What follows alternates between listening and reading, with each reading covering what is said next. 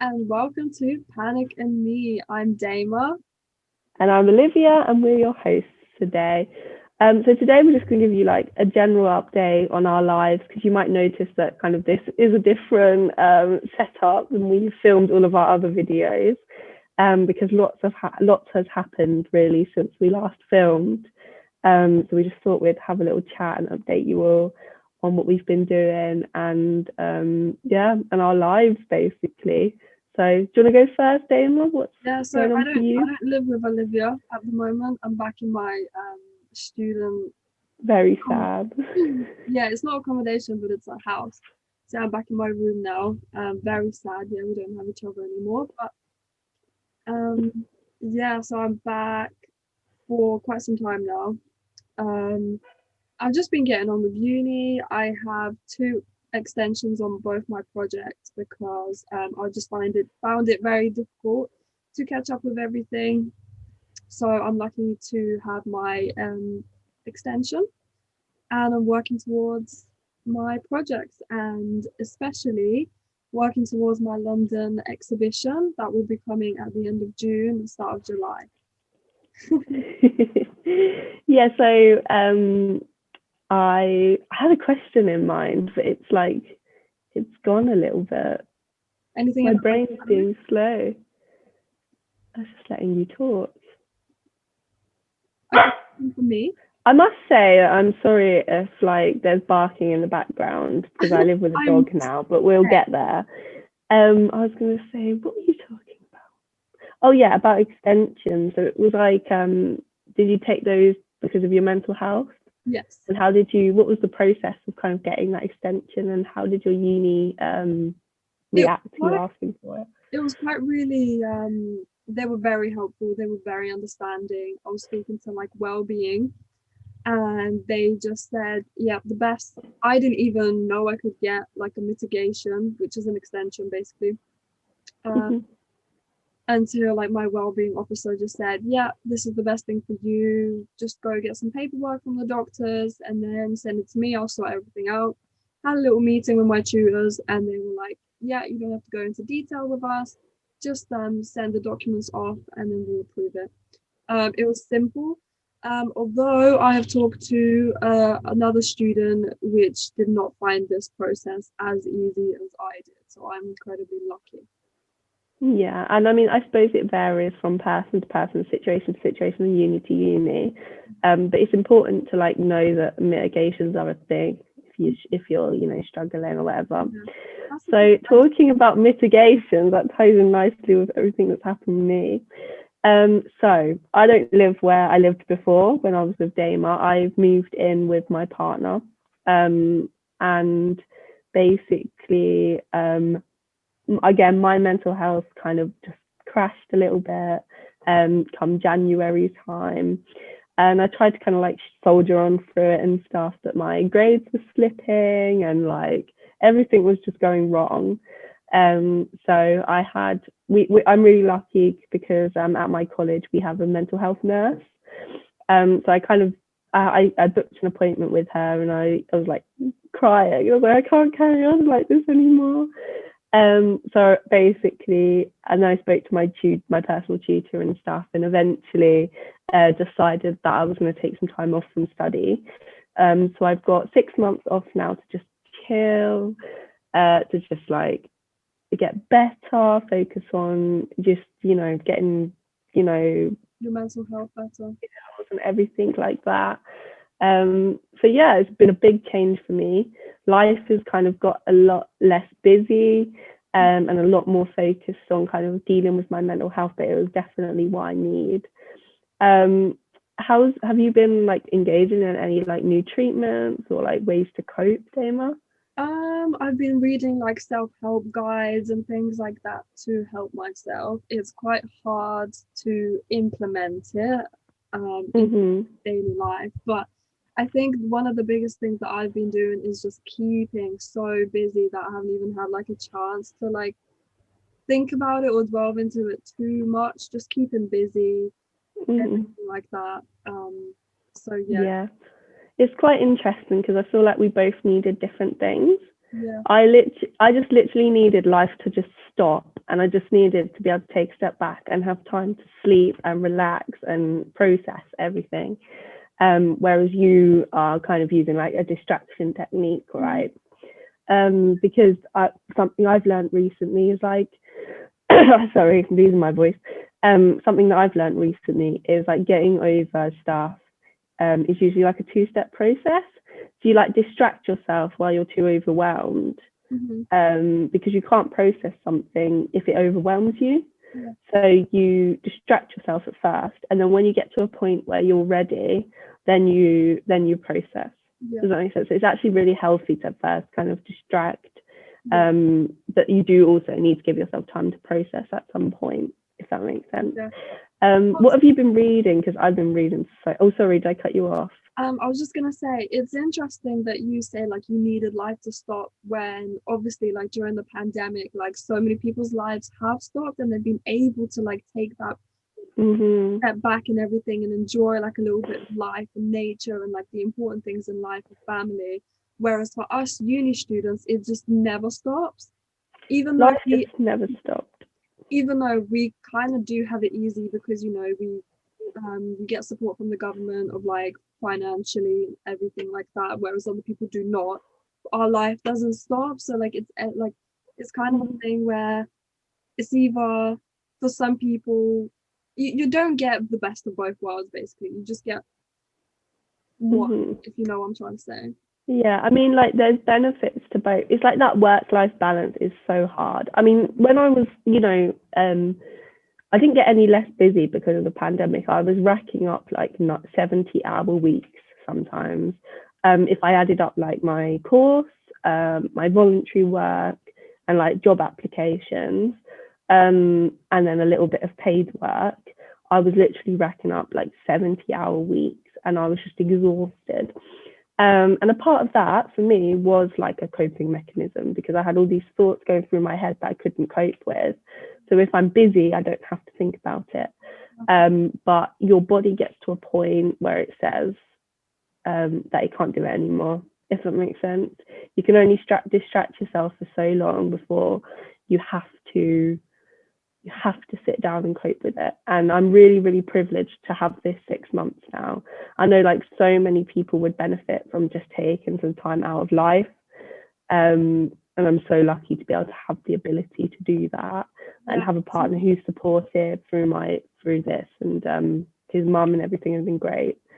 But I would not get that option because of like how fast and everything my course is going. Like I'm so close to finishing, like it would be a bit pointless for me to, although I would love an intermission, but like it would be just very pointless for me, especially that like I'm working towards something like my exhibition, which isn't run by uni, it's run by us students, so it's like it would be quite impossible even if I wanted to. But also just what I'm thinking is after uni I do get a little break. I don't have to rush into anything that I don't want to just yet. I can take it slow and enjoy life of the especially the summer. Yeah, well, like, I mean, I was so close to finishing. I mean, I'm literally in the same place as you. So, I made this decision at the beginning of my very last term when I would be graduating in like 2 months' time. And but unlike you, like, I had things that I'd be going straight into. So, I have a master's offer at the university, which again, at Cambridge, which again would be massively intense. Or I have a job offer on the civil service fast stream. It's literally called the fast stream, so fast track, I mean. And it's a really intense course, and it's like I want to do these things, but I need to be in the right headspace. I need to take that time. After graduation for you would be like straight in, like dive in straight away. So exactly. Completely different. For me, it's just exactly. Like, I can take it how I want to. You're like manic now, and then you know that you might need some time after uni to kind of sit back and focus on different things. It's a big decision to take time out of studying, but it for some people it's right, and it's not something that you need to feel bad about, or not. Like there are other options, like you said, like exam mitigations and stuff. Yeah. Yeah, I hope you don't mind me like bringing back what we were talking about before. So you said you were reading, because I've been reading loads at the moment. So what have you been reading? What have I been reading? What, like mental health wise? Yeah, Oh, the to self, oh, what's it called? Oh my gosh, I forgot what it's called. Self-help guide. Like yeah. grounding techniques and like coping mechanisms, things like that. Nice. Things Where that, did you? Sorry, where did you get that from? I was gonna... you sent it to me. Oh, okay, yeah. So like you got it from I got a self-help guide from my college nurse, and I sent it to you. Yeah, Yeah, yeah. things like that really, because I'm kind of taking a little bit of a break from my social anxiety therapy, uh, Mhm. because I just really don't have time right now with all the uni stuff going on. So after, because my results have come back that not much has changed since the start of the course and after, that I should probably go back into therapy, which that is one of my plans. Just perhaps when I'm a bit more free and can actually think about it and implement the strategies Mhm. and therapy into my life. So do you feel that that you still took things from the course, or do you feel like therapy wasn't for you, or? Yeah, I think I took things from the course. It was just, um, I don't know, maybe my brain wasn't working at the time to actually process it like the way Mm. I should have. I've taken a lot from it, yes, of course. Um, but I'm still stuck in my old ways. But that's normal. You're not going to unlearn like behaviors that you've used your whole life in like 12 weeks. The NHS does this thing. It's called stepped care, right? So you start off on level one, and what you had, Damon, was like a level one treatment, which is group therapy. I had a level one treatment, which was cognitive behavioral therapy, self-help online thing. It's called Silver Cloud. So you do those because they're supposed to be like the least intrusive in your life, the least time consuming. So they offer that to you first. They monitor you, and then when you get to the end, if you haven't, like when I done my first self-help CBT, I was like, yeah, I've learned things, but like I need way more help. So then I got like upgraded to step two, which was like my behavioral activation that I was doing, Oh, which really helped. It was really good. So what you'll do now is maybe next time, Damien, you'll be offered one-on-one therapy, yeah, perhaps. because you'll get a more intense. And the reason like they offer you the lower intensity first is because you need time to do level two. Yeah, And then, if this doesn't, I'm on the waiting list now for level three, yeah. How many levels? level three CBT. I think level three is the highest, and then level four is inpatient care. Mm-hmm. So when you go into hospital, Yeah, which is obviously always last resort. yeah. But it's important to remember that there's not just therapy, it's not your only option. Mm. So recently I've started a 12-month program with Mind, called Waves, which is for people with personality disorders, or they have symptoms of personality disorder, if that makes sense. Because I don't have official diagnosis of personality disorder, Mm-hmm. of any personality disorder, but I do have a history of personality disorders in my family, and I do recognize within myself symptoms of it. So, for example, like a symptom of emotional, it's called borderline personality disorder. People might know it as, but now it's known as like emotionally unstable personality disorder. Okay. And I have these like rapid mood swings. One day I'm miserable and really sad and I'm crying and hysterical, and the next day I'm super happy, or I'm super anxious the next day, and these mood swings happen. And it's not bipolar, because bipolar would be like I'd be depressed for weeks and then really, really happy for weeks, and like what they call mania. But a personality disorder is more like a really quick swing between Oh, these like different moods. days. So I wouldn't be surprised if I do have traits of like personality disorder, and that might be that I have a personality disorder, or that I've just picked up traits from my family members who have a personality disorder. But I'm finding this course, I've been to 3 sessions now, and it's so incredible. Yeah. Obviously, I can't talk about it too much because of confidentiality and everything. But just as an overview, like, it's a peer support group. So there's a number of us who, you know, experience symptoms of personality disorder, or have a diagnosis of personality disorders. And on Mondays, we have like skills sessions, and they're like 3.5 hours long. They're proper intense. And we go through, like, I think next week we're covering like what they call a me book, or like a hope book, people might call it, which is just like a journal. And you know, and like they were talking about going, you know, have you heard of like a rescue box? We've made a video on it before, like the crisis box, remember, putting things in. Yeah. So yeah, we're going to do that like next week. And then on Wednesdays, we literally just have like a peer discussion. So people kind of say how their week has been, and they say how, you know, how people can help them, basically.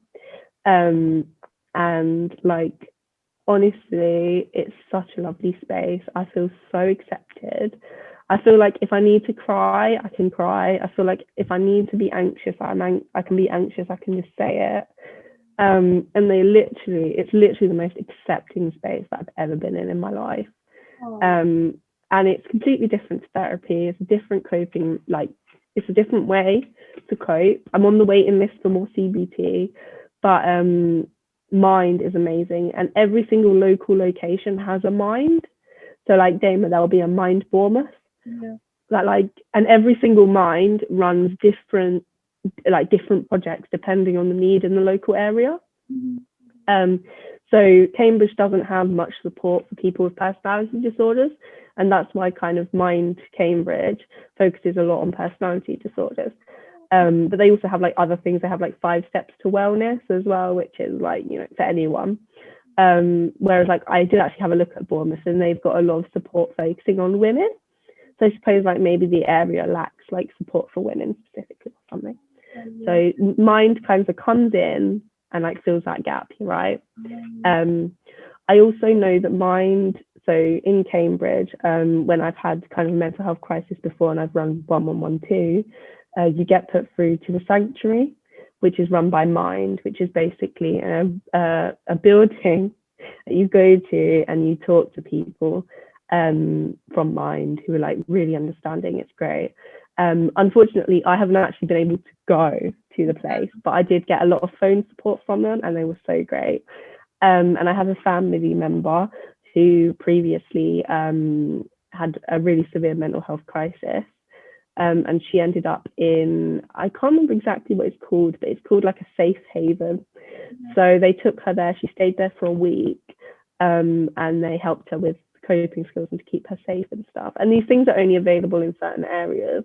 Unfortunately, I think it was something like that everywhere would be fantastic. See, the thing But is yeah, like that, because of the pandemic, people haven't been able to go to things like that because yeah, they've been so shut, and like it's completely different doing it online to actually doing it in person and being able to like talk to different people. So absolutely. I guess people have been struggling with things like that.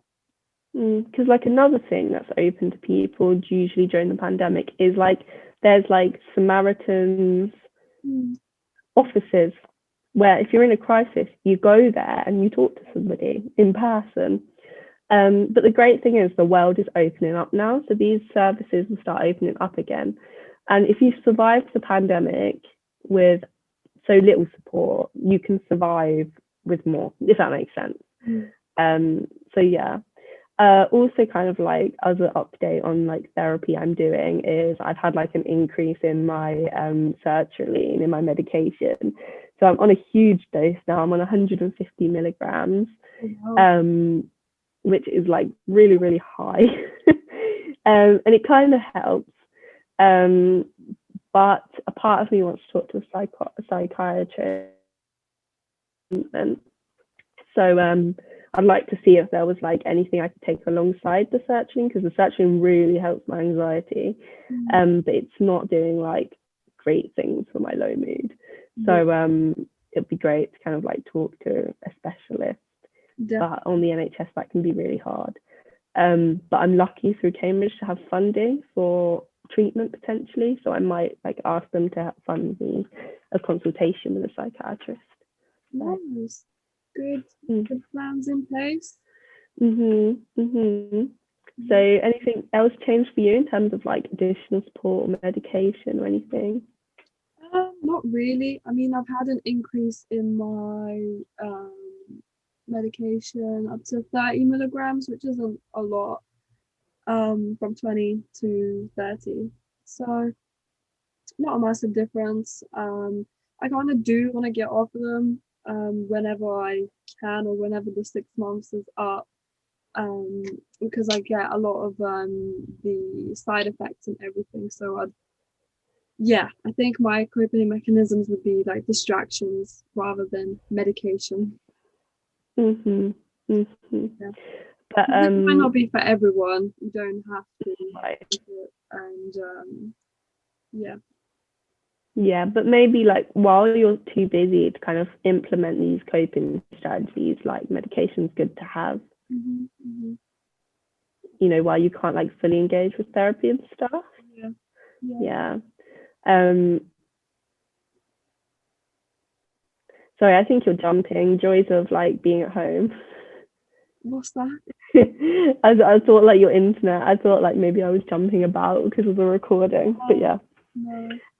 But yeah, no. And I mean, you said that you were like seeing a wellbeing lady at your university. It's my wellbeing officer. She's really lovely. She's helped me through a lot, which is really, really good. Like really helpful. I can talk to her whenever I want to, but it's not like really necessary. Counselling at my university isn't great because it's not like you book like a one-to-one, you chat for them for an hour and then you don't ever have to see them again. So it's not like a repeat session. It's just like come talk to them and stuff. Well, I need something like I need a person, more long-term. Like that I can talk to rather than like just anyone. Trust and everything. So yeah. I mean, I have been really lucky because, like I said, I have some mental health nurse at my college. But when I was going through the mental health crisis, I was also connected with, at Cambridge, they have, they're called mental health advisors. And they help you through a mental health crisis. It's been amazing to kind of see the support that I got, but I did literally need to just stress to people like, I am at breaking point. I cannot cope. I cannot do these exams. I cannot carry on like this.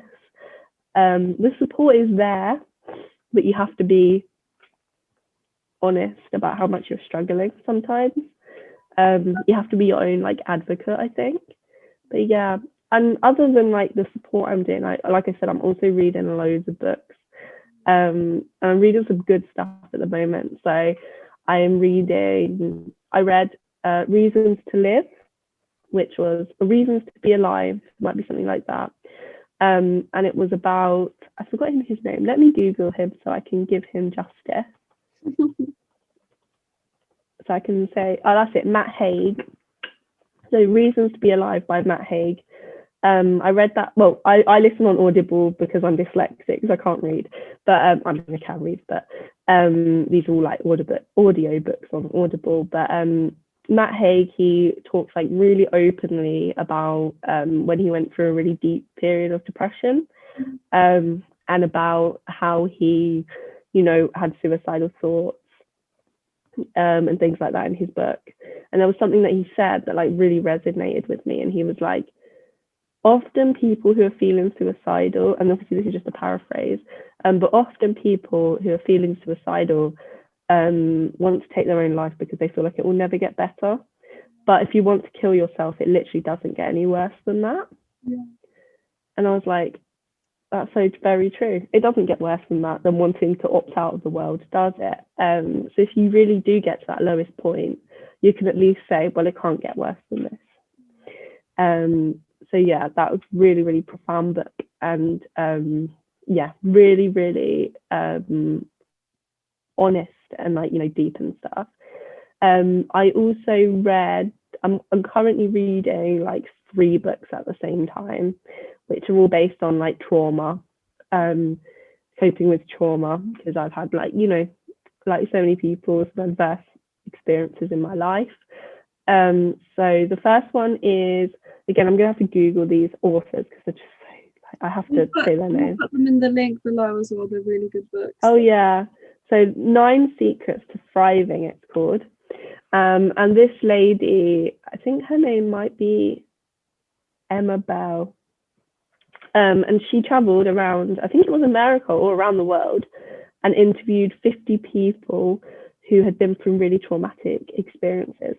So there's people who were survivors of terrorist attacks, people who were wrongfully imprisoned in like really difficult like prisons. There are people who lost children at a young age and just, went through horrible experiences as children. And she spoke to them all, and then she realized that there were like these 9 things that all these people were doing to get over their trauma. So I think I'm on like secret number 4 now or something. And it's really, really good and massively worth reading. And actually in the audiobook, you get to hear the voices of the people that she interviewed. So it's like an absolutely beautiful book, and just so accessible to everyone. Another one I'm reading is called The Body Keeps Score, or The Body Keeps Score. I forget his name, but he's a psychologist and he's really, really great. And he's done some work about PTSD. And he basically says that talk therapy only helps a little bit. You need to, he says basically that when you have trauma, it stays in your body, and the sensations that you experience stay in your body. So talking about it is only like half the battle. The other is getting comfortable with these experiences in your body.